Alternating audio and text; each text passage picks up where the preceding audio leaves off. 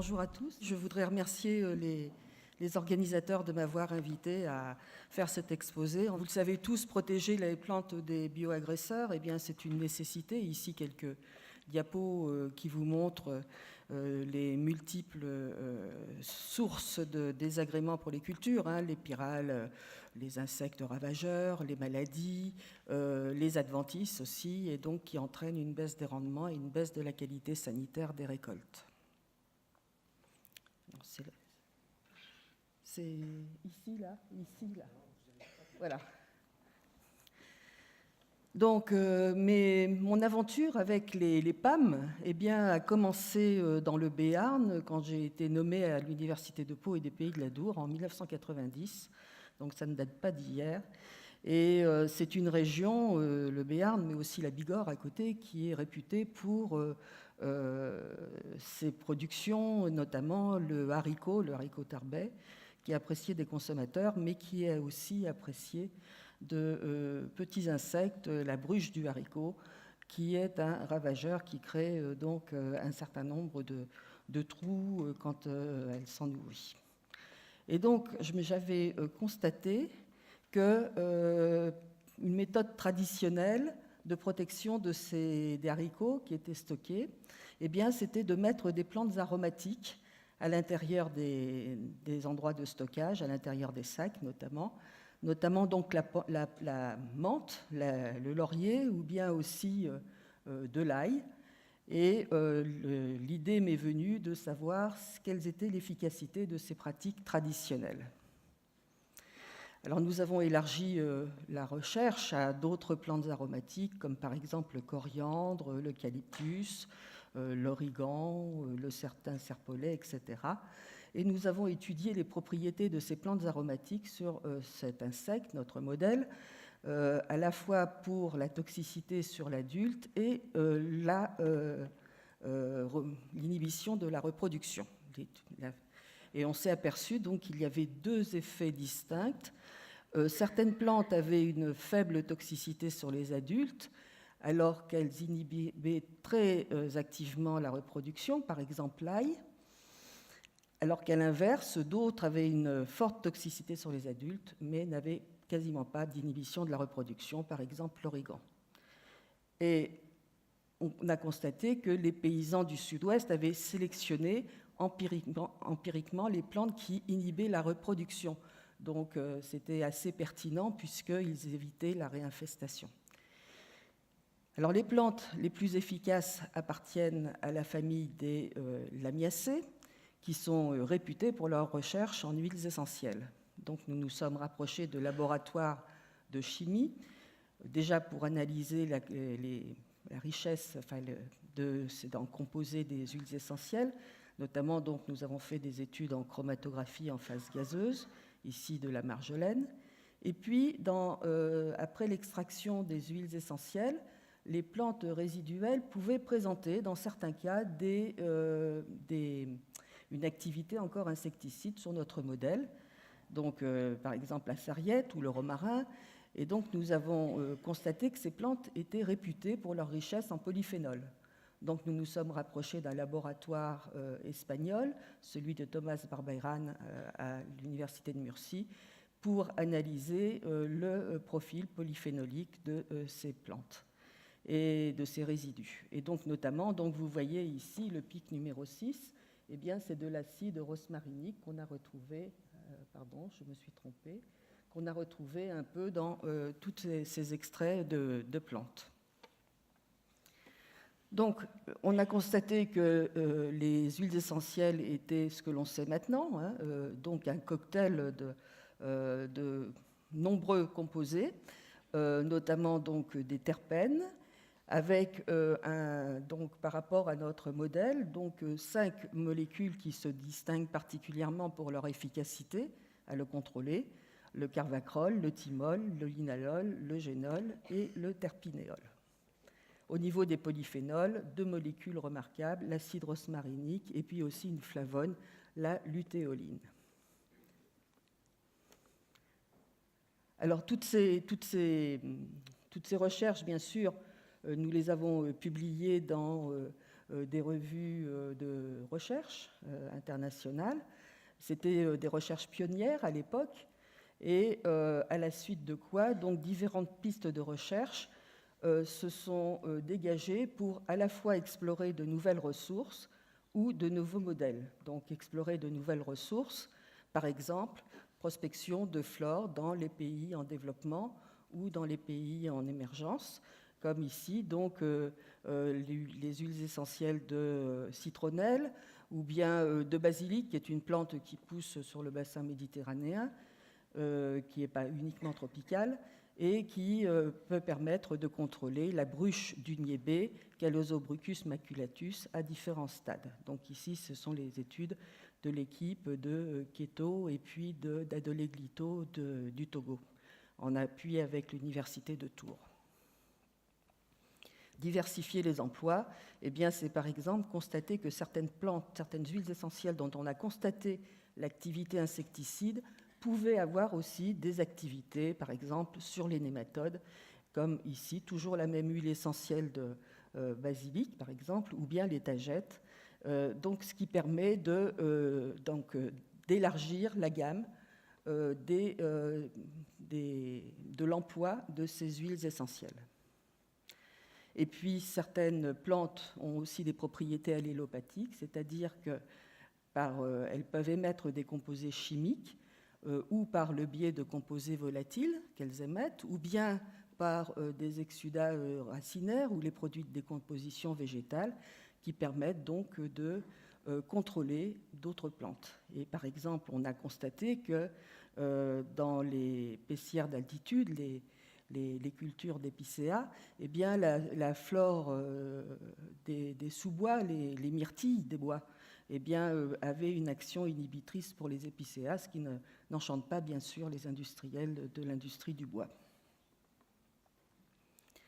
Donc après ces développements, et d'ailleurs actuellement, on a encore beaucoup de publications, de travaux de recherche qui sont soumis par justement des laboratoires dans différents pays du monde qui essaient de trouver les bonnes molécules, le jackpot qui leur permettra d'avoir un produit intéressant pour le biocontrôle.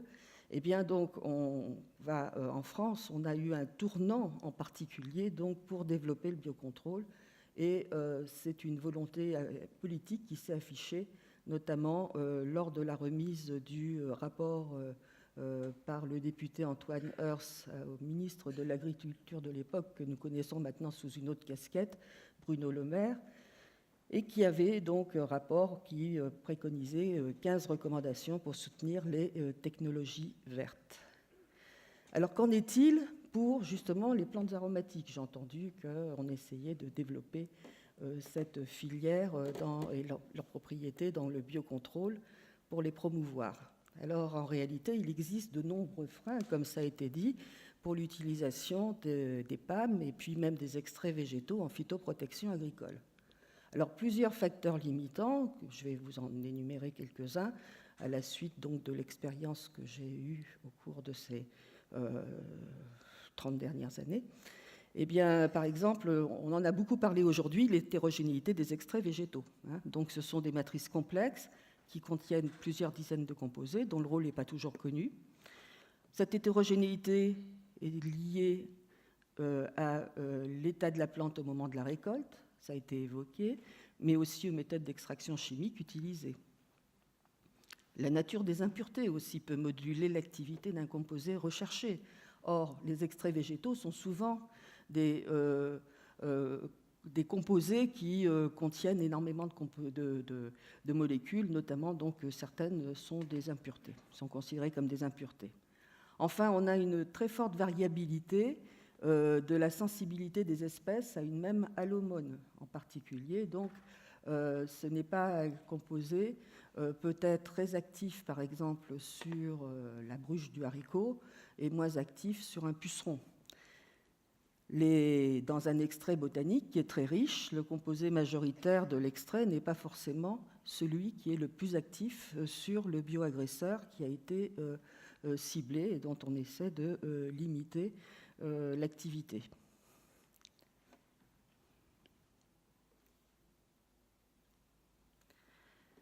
Une exigence aussi d'innocuité pour les espèces non cibles, parce que si les extraits végétaux ont un avantage écologique, notamment au niveau de la biodégradabilité, de la spécificité, ce qui limite les effets non intentionnels par rapport à d'autres substances, solutions phytopharmaceutiques, les phénomènes de résistance qui sont moindres parce qu'en général on ne les a pas utilisés d'une manière répétée et routinière, au moins au début, eh bien ce ne sont pas parce qu'ils sont naturels que les extraits végétaux sont sans risque.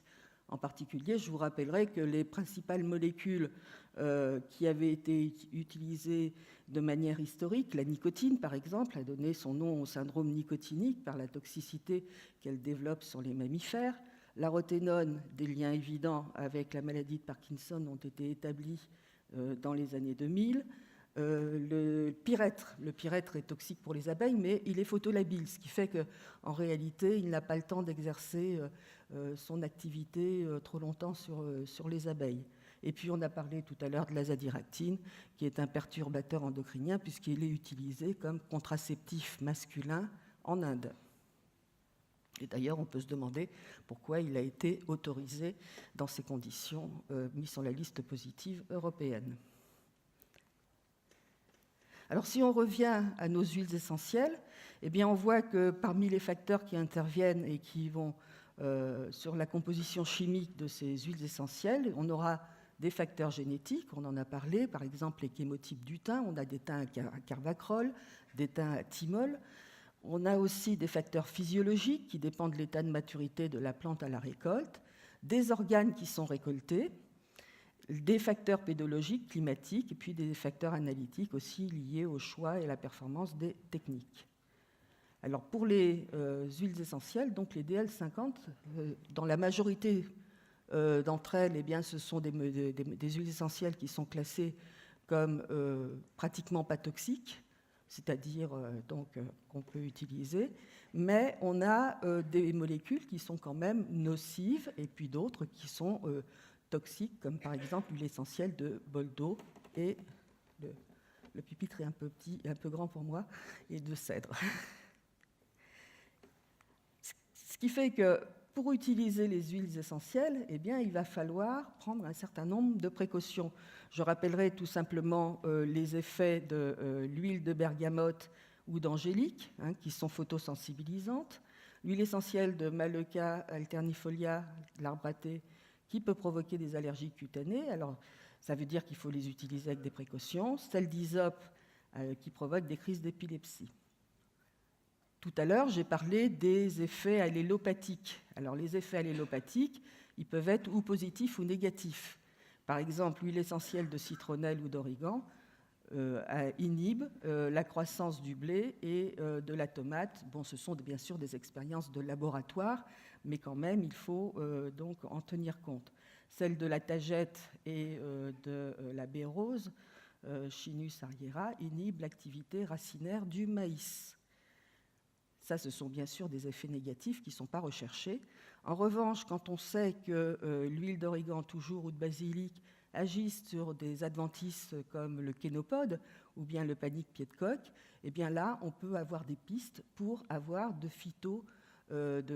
futurs phytoherbicides. Et puis une expérience qui a été réalisée, une observation en Afrique. On avait donc mis dans un village un biocontrôle de la bruche du niébé, donc Alosobruchus maculatus, en mettant son insecte parasitoïde, donc qui essayait de la limiter. Et puis il y a eu quelqu'un qui a essayé de faire encore mieux en rajoutant, à titre de super contrôle, de l'huile essentielle de citronnelle ou de basilic. Conclusion, l'huile essentielle de citronnelle ou de basilic, qui est insecticide, a non seulement donc exercé sa toxicité sur l'insecte principal, la bruche du niébé, mais aussi sur le parasitoïde. Donc ce sont deux actions de biocontrôle qui se sont contrariées, ce qui fait qu'il faut être rationnel quand on met en place des solutions de biocontrôle. Parmi les facteurs limitants, bien sûr, ce n'est pas parce qu'on utilise des produits de biocontrôle qu'il faut ne pas respecter les bonnes pratiques agricoles et phytopharmaceutiques. En particulier, il ne faudra pas utiliser les extraits végétaux de manière routinière, sinon, de la même façon qu'avec des molécules phytopharmaceutiques de synthèse, vous générez des résistances. Le même phénomène se reproduira avec, bien sûr, des molécules, si elles sont d'une qualité constante, avec des molécules extraits du végétal. Un autre problème aussi se pose, la disponibilité de la ressource. En effet, quand on veut mettre en place des solutions industrielles, eh bien, il faut un approvisionnement qui soit constant, qui soit abondant, qui soit facilement renouvelable en biomasse, ce qui exclut bien sûr les espèces à développement lent, des espèces rares, des espèces ménagées, ceci afin de ménager la biodiversité existante. En matière de commercialisation, naturellement, la qualité et l'efficacité de la formulation sur le marché va requérir d'avoir une régularité de l'effet de la formulation. Donc, ça veut dire qu'il doit y avoir une qualité uniforme standardisée avec une teneur en substances actives qui doit être stable. Le choix des coformulants ou des synergistes est aussi important, en particulier donc, si ces extraits de végétaux ou d'huiles essentielles veulent avoir le label de produits bio, eh bien, il faudra des synergistes qui soient d'origine végétale, comme par exemple butylapiol, et pas d'autres qui sont considérés comme des produits phytopharmaceutiques de synthèse, comme le piperonil butoxide. Et puis, il faut bien sûr protéger la conservation, donc avoir une conservation du produit, donc des conditions de stockage qui soient contrôlées, et puis aussi donc interviendra dans la qualité et l'efficacité de la formulation, donc son mode d'utilisation, est-ce que ce sera en poudre, est-ce que ce sera en solution. Donc des résultats, donc des paramètres techniques à prendre en compte. Le prix de revient est aussi important parce que le coût de fabrication doit être compétitif avec les produits phytopharmaceutiques de synthèse. Notamment, donc, interviennent le prix de la matière première, mais aussi les conditions d'approvisionnement. Alors, l'idée, ça pourrait être de valoriser des sous-produits d'autres industries, comme par exemple la parfumerie ou la cosmétique, ce qui diminuerait le coût de revient de ces formulations. Et puis, on a parlé longtemps de la nécessité d'avoir une réglementation adaptée et cohérente, mais je sais que Patrice Marchand va en parler après. Donc, il y a eu un assouplissement des règles d'homologation de ces produits. Par exemple, aux États-Unis, depuis la fin des années 90 et les années 2000, il y a une procédure d'exemption d'homologation sur les matières actives végétales qui sont classés comme produits gras, c'est-à-dire Generally Regarded as Safe, et il y a même une liste d'exemptions qu'on appelle la liste 25B Minimum Risk Pesticide. Et d'ailleurs, une société californienne, EcoSmart, avait lancé ses produits à base d'huile de romarin en surfant sur cette procédure d'exemption de l'homologation et en appelant sa gamme de produits Eco-Exempt. La réglementation européenne est arrivée aussi à réfléchir à de nouvelles solutions pour des produits qui seront produits phytopharmaceutiques à faible risque, et maintenant favorise donc par cette nouvelle réglementation l'inscription sur la liste positive d'un certain nombre de substances d'origine végétale. Donc on a parlé de l'acide pélargonique, là, pas plus tard qu'il y a 10 minutes, un quart d'heure, qui est utilisé comme désherbant sur la vigne et sur le bananier. Et on a aussi l'huile essentielle d'orange douce, qui est utilisée sur les fruits, sur les légumes, les vignes, les cultures florales et les plantes vertes comme insecticide ou fongicide. L'extrait d'ail, nématicide, sur tomates, poivrons, melons, laitues, carottes, et puis aussi donc une nouvelle substance, une nouvelle solution, la mévalone, qui est un composé de mélange de thymol, de génol et de géraniol. Alors j'ai recherché quelle était la plante dont étaient extraits ces composés dont je vous ai parlé, puisqu'ils sont très présents dans les huiles essentielles et dans beaucoup de plantes, notamment donc chez les lamiacées, mais ça n'a pas été précisé par le fabricant. Et donc on l'utilise comme fongicide antibotrytis sur la vigne. Alors vous voyez sur la dernière colonne, là, j'ai mis les doses d'emploi. Moi, il y a quelque chose quand même qui m'a interpellée, c'est aussi bien pour l'acide pélargonique que pour les extraits d'ail, puisque les doses d'emploi sont de 12 kg à l'hectare pour l'acide pélargonique et 25 kg hectare pour l'extrait d'ail. Alors, je me pose des questions parce que actuellement, la tendance vise à réduire les quantités utilisables par hectare des substances, des solutions phytopharmaceutiques. Et là, peut-être que quelqu'un pourra me donner des explications. Voilà, pour conclure, donc, quelques défis. D'abord, vous avez vu qu'il y a un long chemin entre l'observation d'une propriété d'intérêt d'une plante et puis l'application dans le domaine phytopharmaceutique. La nature des PAM les inscrit dans une démarche de biocontrôle, mais il faut bien sûr avoir une évaluation des bénéfices-risques au cas par cas. Ensuite, ça a été mentionné dans de nombreux exposés aujourd'hui, les matrices hétérogènes posent un problème parce qu'il y a une variabilité de la composition des extraits. Et donc, il faut notamment, on l'a vu, définir le bon moment de la récolte, peut-être envisager de créer des aides à la décision, des OAD, mais aussi peut-être envisager des appareillages portatifs de mesure des composés recherchés sur le terrain, par exemple.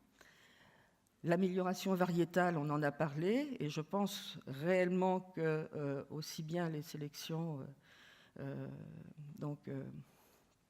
la sélection génomique ou bien les techniques d'édition du génome sont des techniques prometteuses parce qu'elles permettent de gagner du temps.